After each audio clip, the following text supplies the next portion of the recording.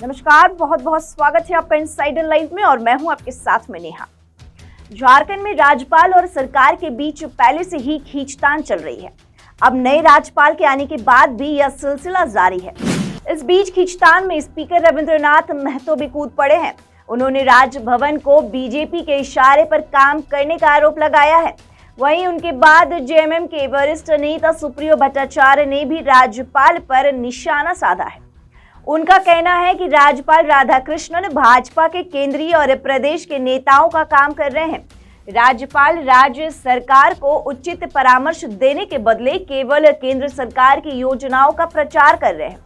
भाजपा के नेता मोदी जी के 9 साल का गुणगान तो कर ही रहे हैं। अगर राज्यपाल ही यह काम करने लगेंगे तो भाजपा के नेता क्या करेंगे?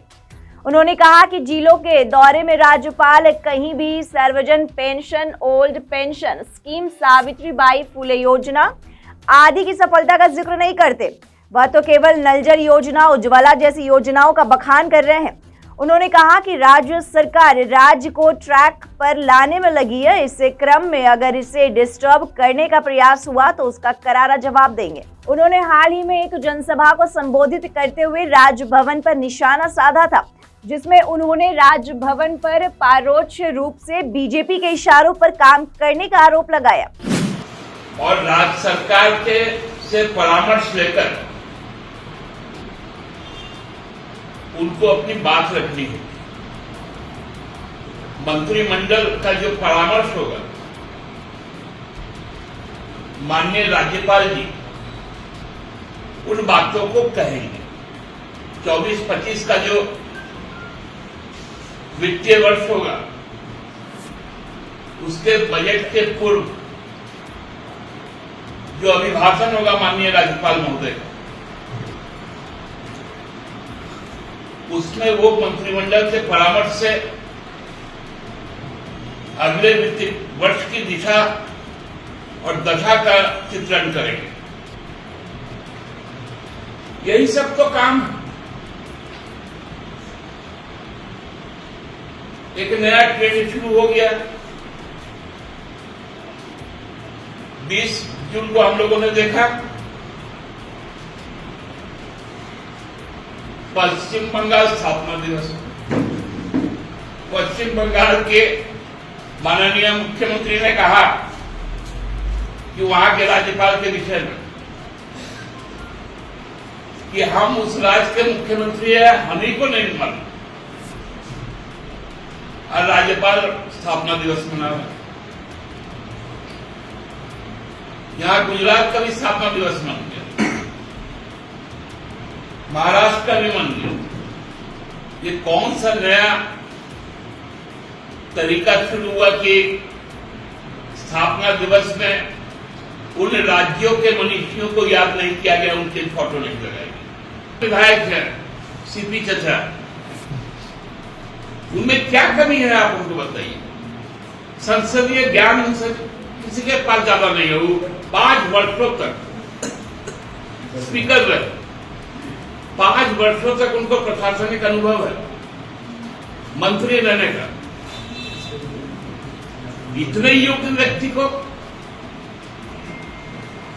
आप चुन नहीं रहे, और जो बैकडोर एंट्री है वो आप चुन ले रहे। दादा 2 कार्यक्रम में सीपी चचा का ये काम हम लोगों को अच्छा नहीं लगता है। इसलिए इस तरह की राजनीति नहीं होनी चाहिए।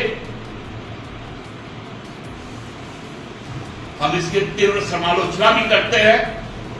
स्पीकर ने कहा था कि विधानसभा का विशेष सत्र बुलाकर आदिवासियों की पहचान सरना धर्म कोड को विधानसभा में पारित कराया गया। उसके बाद उसे राज्यपाल के पास भेजा गया, लेकिन राजभवन ने उस बिल को वापस लौटा दिया। उन्होंने कहा कि अगर ये बिल पारित हो जाता तो पता लगाया जा सकता था कि देश में आदिवासी भाई बहनों की संख्या कितनी है, लेकिन ऐसा क्यों नहीं होने दिया गया, ये बात समझ से परे है। रविन्द्रनाथ महतो ने 1932 की खतियान पर आधारित स्थानीयता विधेयक लौटाए जाने की आलोचना करते हुए कहा कि झारखंड की नागरिकता का बिल लौटाया गया। राजभवन बीजेपी के इशारों पर काम कर रहा है। हिंदू, मुस्लिम, सिख, ईसाई, दुर्भाग्य से उसमें आदिवासी धर्म का नाम लिखा हुआ नहीं है।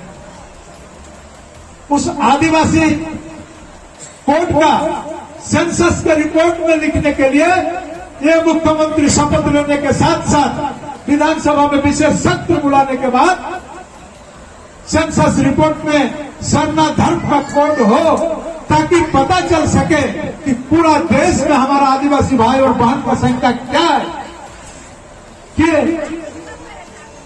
और अपना विधानसभा से पारित करा के दिल्ली को भेज दिए। लेकिन आज तक देखिए उसका हस्त क्या हुआ, आज तक वह बिल पास नहीं हुआ।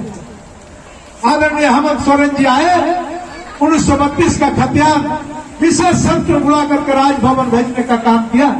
यह गलत बात है क्या? आप बताइए, राजभवन का क्या कसूर किया? 1932 के खतियानी रैयत जो यहाँ के आदिवासी और मूलवासी हैं, जिनका नाभि मूल इस मिट्टी में गड़ा हुआ है, राजभवन उस बिल को वापस कर दिया। राजभवन किनके इशारे में चलता है, पता करना होगा, आपको जानना होगा। अब 27% रिजर्वेशन आरक्षण पिछड़ा वर्ग के लिए था, सारे वर्ग का रिजर्वेशन है।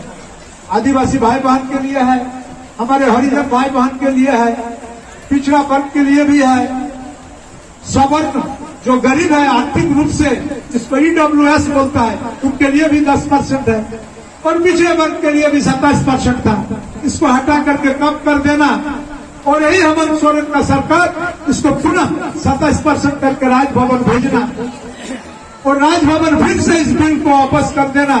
ये कौन सी का संकेत है? इन लोगों को समझ में आता है या नहीं आता है? यार, हम लोग तो समझते नहीं है। कौन हमारा दुश्मन है, कौन हमारा दोस्त है, ये तो समझना चाहिए।